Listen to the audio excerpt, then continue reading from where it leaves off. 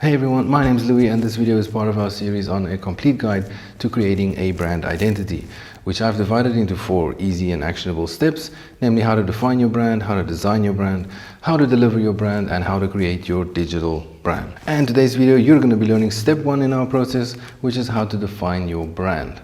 So without further ado, let's get branding.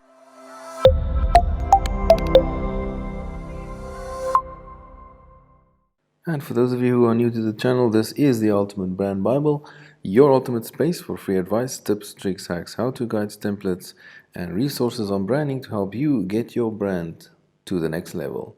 And you can start that process for your brand today by hitting the subscribe button and remember the little bell notification to make sure you don't miss any of the great stuff that we'll be putting out on a regular basis just for you.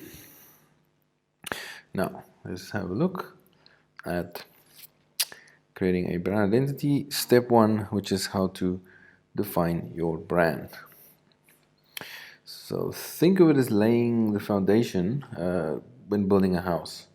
Your entire brand identity and all your future marketing efforts will be based on how you define your brand in this step. So this is quite important stuff. Now, this step involves defining many core attributes and aspects of your brand, like your brand personality, emotions, values, differentiators, audience, voice, mission, statement, tagline, and your brand positioning. So, let's start off with your brand personality. Now, if your brand was a person, what kind of personality would that person have? That would be a good way to think of it.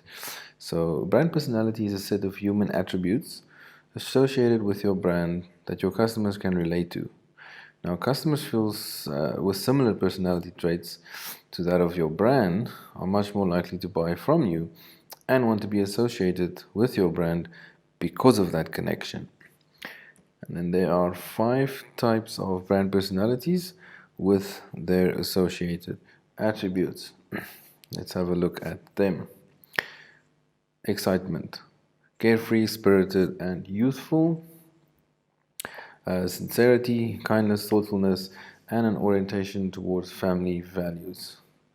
Ruggedness, rough, tough, outdoorsy, and athletic. You have competence, successful, accomplished, and influential, highlighted by leadership. And lastly, sophistication, elegant, prestigious, and sometimes even pretentious in the nicest possible way.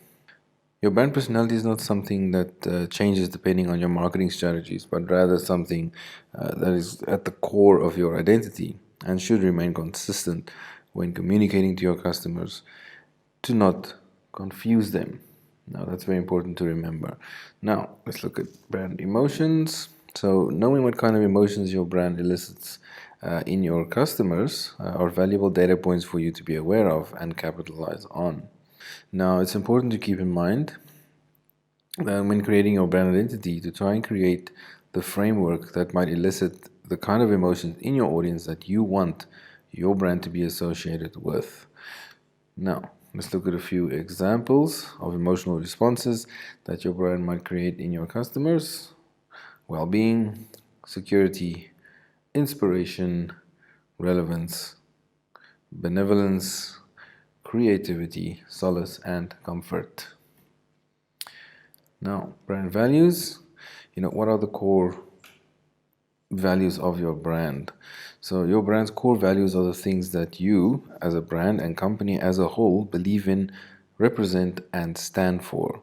These values are what drive your brand and guides your actions, behaviors, and decisions as a company. Now, similar to personalities, customers will associate themselves with brands that have similar values to themselves. The same goes for employees who would prefer to work with an organization with values similar to their own audience. Now, it's important to identify, define, and know your target audience. It is imperative to have a deep understanding of the specific type of customer you want to sell your products and services to, and to know exactly how to communicate with them. You have to conduct market research to understand their needs, wants, desires, preferences, motivations, challenges, etc. Your brand identity has to be created with your audience in mind to relate to them most effectively. And we'll move on to differentiators. Now, what are the key differentiators that make your brand stand out from the competition in the marketplace? So, when doing this exercise, you need to identify and define a few, roughly between 2 and 5, differentiating factors that all meet the following criteria. And this is quite important because if you're going to put communication out claiming all of these differentiating factors, you're going to be held accountable for them. You're going to be held to account for them. So they have to be true, number one. It has to be relevant to your target audience. And it has to be provable. So, I'll basically, before we get into this example, when identifying these differentiating factors, try to stay away from generic ones like, we have the best deals, we offer the best client service, we are the cheapest. These could all be true, but it's very hard to stand out from your competitors because, they all might have the same claims. Identify unique things about your brand that'll make you stand out. Even if it seems trivial and small and not important, it could become the thing that actually really makes you stand out. Maybe it's just simply being the friendliest, or you have the friendliest staff, or you serve the best donuts and coffee while customers wait, to be helped, for example. Something, small and silly could become the one thing that really makes you stand out from the crowd, especially if you're in a very, very saturated, competitive space in the market. Now, this example I wanted to just highlight, which is the example of Avis. So Avis was looking for a new ad campaign and slogan in 1962. They had always been number 2 in the market, trailing behind Hertz, who was the market leader in the rental car industry at that time. So Avis decided to embrace their second place in the market as their key differentiating factor, because that meant that they were the company that tried harder in order to become number 1. So therefore, you would expect better service from them compared to Hertz, who might have been complacent at the time as the market leader. So this positioning actually turned out to be a huge success for Avis, and they went from losing over $3 million a year to making $1 million a year, being profitable for the first time in over a decade. Now, Avis carried this, we try harder tagline, which is the one they used for almost 50 years. I mean, even more than 50 years. So it just, shows you if you can be smart about it, you can really find that thing that sets you apart, and it could become, the factor that completely transforms your company. Mission statement, next on the list. What is your brand's mission? I mean, it's what do you want to do? What inspires your customers and employees about your brand? What are you passionate about as a brand? Now, your brand's mission statement basically defines the purpose of your brand's existence. Everything in your identity should reflect your mission and values. So let's look at some examples of mission statements. Tesla to accelerate the world's transition to sustainable energy. TED spread ideas. Prezi to reinvent how people share knowledge, tell stories, and inspire their audiences to act. Twitter to give everyone the power to create and share ideas and information instantly without barriers. Uber, we ignite opportunity by setting the world in motion. Google to organize the world's information and make it universally accessible and useful. Kickstarter to help bring creative projects to life. Life is good to spread the power of optimism. Wawa, fulfilling lives every day. Squarespace empowers people with creative ideas to succeed. Now, let's look at tagline. A tagline is a short, memorable phrase that encapsulates the core of what your brand represents. This is a very powerful tool that you can, to literally take your brand to the next level. If you think of, what it did for brands like Nike, with their "Just Do It." Now, the general rule is to try and keep your tagline limited to 7 words or less. Now, let's look at a few tips on what makes a great tagline. Make it memorable. Include one key benefit at least. Probably not going to be able to include more than one because they only have 7 words, but at least include one. Show how it differentiates your brand and create positive feelings about your brand.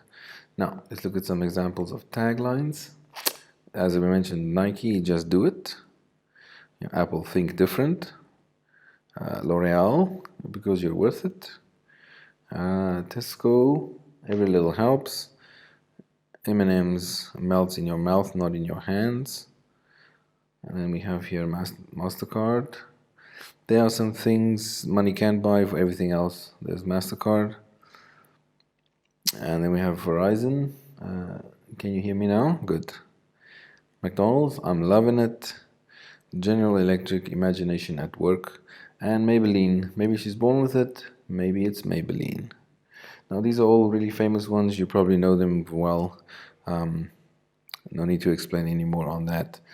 Brand positioning statement, I will have this pop up here, which is the video I did on brand positioning statement and goes into depth, much more depth, how you can create a brand positioning statement for your brand.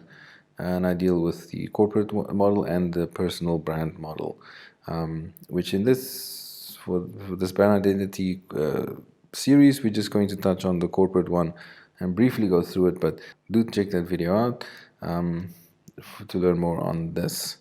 So once you've defined your brand, you have to now position yourself in the market in a way that would differentiate you from your competitors. This is done by writing a brand positioning statement. Now, a brand positioning statement is a unique 1 to 2 sentence statement that in the simplest yet most comprehensive way describes the service or product that your brand delivers to the specific target audience in a way that is unique in the marketplace and thereby differentiating you from your competitors. Now, I cannot stress this enough, this is a very strategic step and you need to have a clear understanding of the market, competitors, the audience, the needs that they have that are not being met currently, the needs that they might have in the future within your industry, and where the potentials are in the market. And yeah, it's an important step, so spend time on it. Do check the other video out, and we'll be talking a lot more about brand positioning on this channel. Now, let's briefly look at how to write your brand positioning statement. So we'll just discuss the corporate model. Who describes your target audience? What describes your market category? Then there's a unique what, which describes the unique value you add to your audience. Then there is the what benefit, which describes the benefit they get from you. And then there is the why, because it describes why they should believe in you.